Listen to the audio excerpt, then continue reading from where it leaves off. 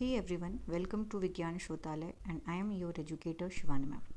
सो आज का टॉपिक हमारा होने वाला है एनिमल टिश्यूज़ पे और हम बात करने वाले हैं इससे रिलेटेड जितने भी MCQs क्वेश्चंस हैं, मल्टीपल चॉइस क्वेश्चंस जो कॉम्पिटिशनल एग्जाम्स में पूछे जाते हैं, चाहे वो नीट हो, नर्सिंग हो, BSc बायो ऑनर्स हो, एग्रीकल्चर हो या बी फार्मा हो।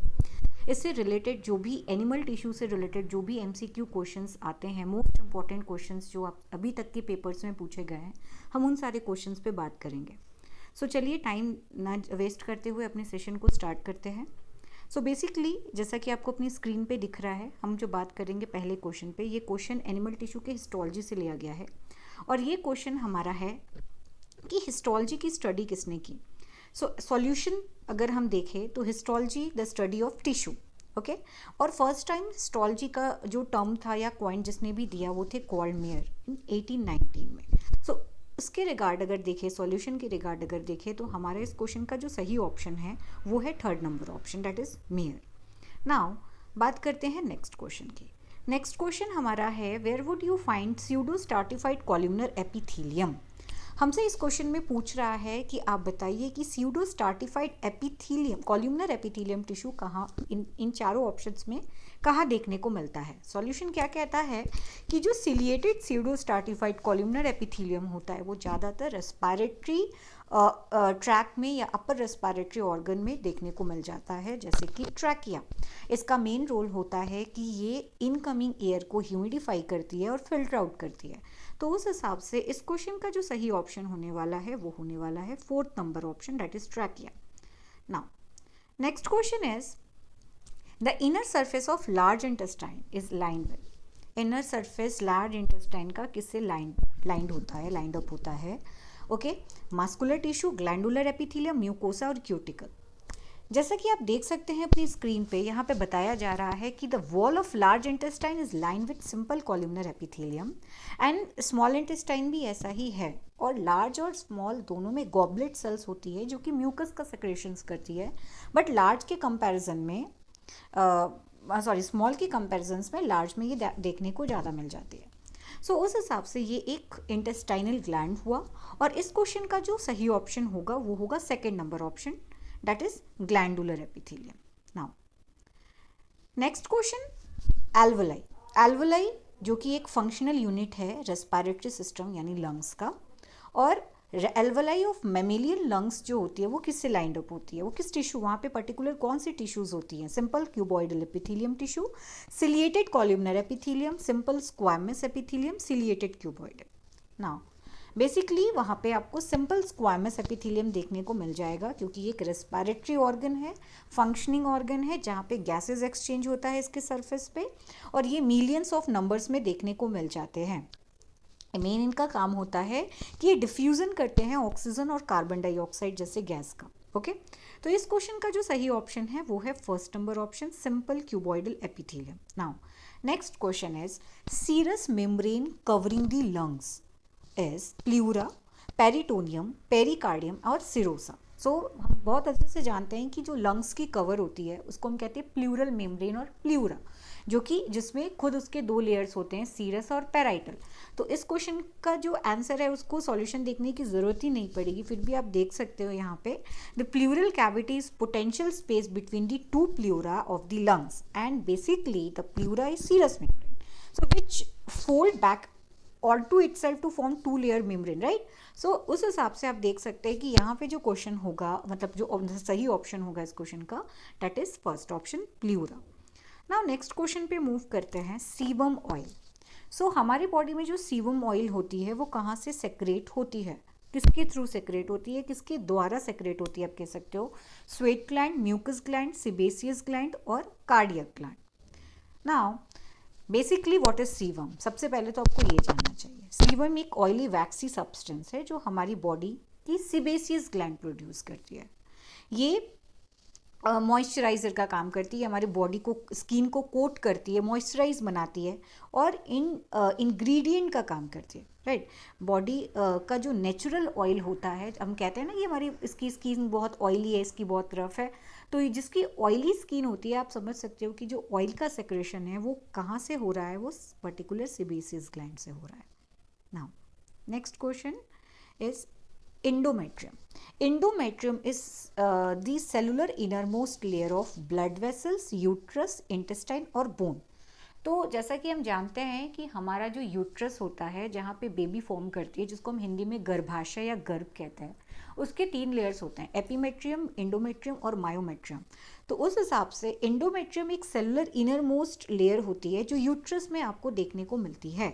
ऐसा ही सॉल्यूशन भी कहता है कि इंडोमेट्रियम एक इनर मोस्ट लेयर है, इनर लाइनिंग है यूट्रस की, एंड इसका मेन फंक्शन होता है कि एडिशन करती है between opposite walls of the myometrium. Therefore यहाँ पे मेंटेनिंग करती है ये patency of the uterine cavity को। सो ड्यूरिंग मेंस्ट्रुअल साइकिल और एस्ट्रस साइकिल एंडोमेट्रियम जो होती है वो बहुत ज़्यादा ग्रो हो जाती है, थिक हो जाती है, एंड ब्लड वेसल्स जो होती है रिच हो जाती है यहाँ पर्टिकुलर लाइन। इसी एंडोमेट्रियम लाइनिंग के ब्रेकडाउन से हर मंथ जो फीमेल्स में मेंस्ट्रुअल साइकिल चल रही है उसमें आपको म्यूकस सेक्रेशन और जिसे हम नॉर्मल लैंग्वेज में ब्लीडिंग कह सकते हैं वो देखने को मिल जाता है।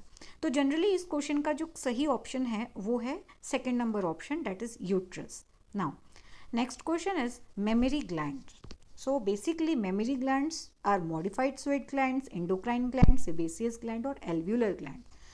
क्या होता है कि जो मेमरी ग्लैंड्स होती है ये एक ग्लैंड नहीं है, जस्ट ये ऐसा नॉट जस्ट अ ग्लैंड, सिर्फ एक ग्लैंड की तरह काम नहीं करती। ये जो हमारी पर्टिकुलर जो बेबीज़ होते हैं उनको मिल्क की डिलीवरी भी करती है, ये रिस्पॉन्स करती है, स्टिमुलाई करती है, और इसके साथ कई सारे हार्मोनल सिग्नल्स, ह्यूमरल सिग्नल्स जो होते हैं वो कनेक्टेड होते हैं, ट्रांसमिट। तो ये एक एंडोक्राइन ग्लैंड्स भी है की तरह भी काम करती है और ये एक मेमरी ग्लैंड्स की तरह भी काम करती है। सो यहाँ पे मेमरी ग्लैंड्स तो पूछ ही रहा है, तो दूसरा ऑप्शन आप देख सकते हो कि ये एंडोक्राइन ग्लैंड्स की तरह काम करती है, तो second option is correct. Next question is tunica albuginea. So tunica albuginea almost एक कवरिंग प्रोटेक्टिंग कवर है जो कि कहाँ पे होता है ये आपसे पूछ रहा है इस क्वेश्चन में, पेनिस, वेगाइना, यूट्रस और ओवम। सो ट्यूनिका एल्ब्यूजिनिया एक टफ फाइब्रस लेयर होती है कनेक्टिव टिश्यूज़ की जो कि कॉर्पोरा कैवर्नोसा को, यानी पेनिस का जो पर्टिकुलर कॉर्पोरा कैवर्नोसा वाला पार्ट होता है उसको ये कवर अप करती है, जो कि ब्लड को ट्रैप करती है। ठीक है, तो इस सॉल्यूशन से ये क्लियर हो रहा है कि ट्यूनिका एल्ब्यूजिनिया जो है वो पर्टिकुलर किसको कवर कर रही है, पेनिस को। तो इस क्वेश्चन का सही ऑप्शन होगा first number option. Now next question is which of the following cells secrete histamine in areolar tissue? Histiocytes, macrophage, osteocytes और मास्ट सेल। तो generally mast cell areolar tissues में ही पाई जाती है और मास्ट सेल जो है हिपैरिन, हिस्टामिन और सीरोटोनिन, ये तीनों को प्रोड्यूस करती है। इस क्वेश्चन का जो सही ऑप्शन होगा वो होगा आपका fourth number option, that is mast cell. Now next question is name the substance involve in allergic and inflammatory reactions. ये इन चारों ऑप्शंस में आपसे ये पूछ रहा है कि आप बताइए कि कौन सा ऐसा सब्सटेंस है हमारी बॉडी में जो एलर्जिक रिएक्शंस और इन्फ्लामेटरी रिएक्शंस दोनों कॉज करता है या दोनों में इन्वॉल्व होता है।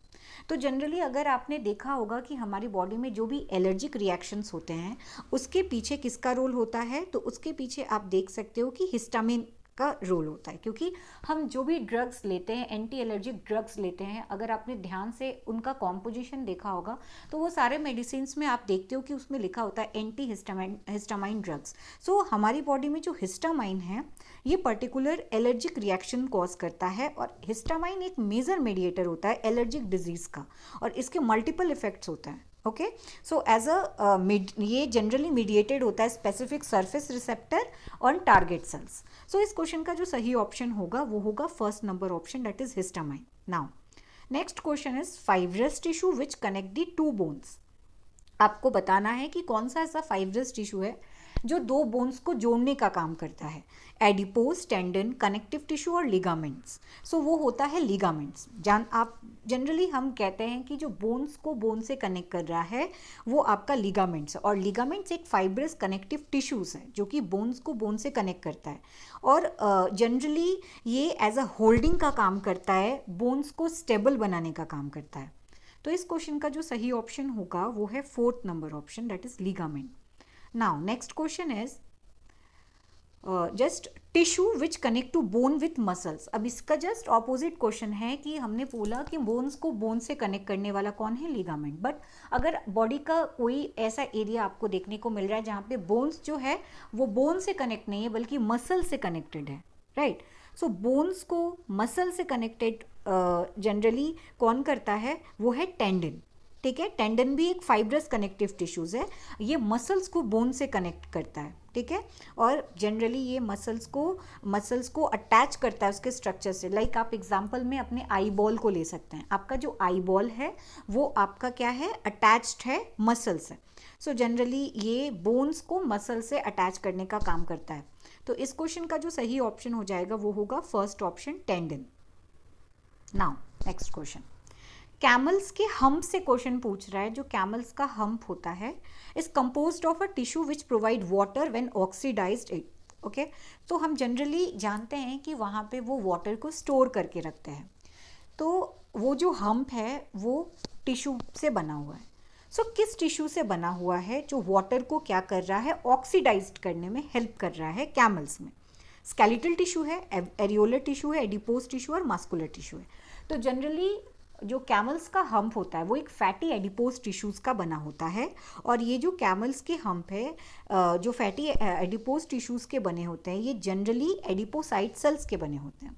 इनका काम होता है कि ये फैट सेल्स का ट्रांसफॉर्मेशन करते हैं वाटर्स में, और उसका फिर ऑक्सीडेशन के थ्रू वो फैट सेल्स को ट्रांसफॉर्म करता है, ठीक। और जब कैमल्स को वाटर की नीड होती है तो वो वाटर की नीड को फुलफिल करते हैं। तो इस क्वेश्चन का जो सही ऑप्शन होगा वो होगा आपका adipose tissue, that is third option.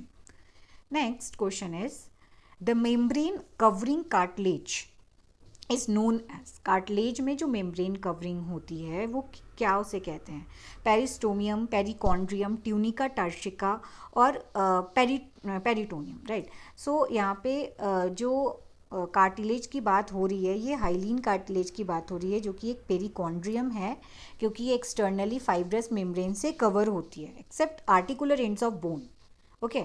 So generally आप अपने कान को ले लो या नाक को ले लो, यहाँ पे आपको देखने को मिल जाता है जो जॉइंट्स होते हैं या जो कार्टिलेज होती है वो हाइलीन कार्टिलेज होती है, जो कि एक पेरिकॉन्ड्रियम है।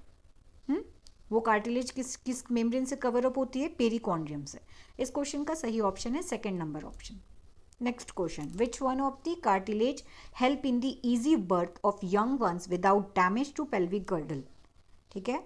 कौन सा ऐसा कार्टिलेज है जो जनरली एक बर्थ को, यंग वंस को जन्म देता है, बर्थ में हेल्प करता है, लेकिन पेल्विक गर्डल को बिना डैमेज किए हुए कौन सा कार्टिलेज ऐसा इन्वॉल्व होता है उस टाइम पर। हाइलीन, फाइब्रस, इलास्टिक या इनमें से सभी। तो वो है आपका फाइब्रस कार्टिलेज। फाइब्रस कार्टिलेज ऐसा कार्टिलेज है जो कि हेल्प करता है बर्थ में without any damage of pelvic girdle, okay. So इस क्वेश्चन का जो सही ऑप्शन है वो है आपका सेकंड नंबर ऑप्शन।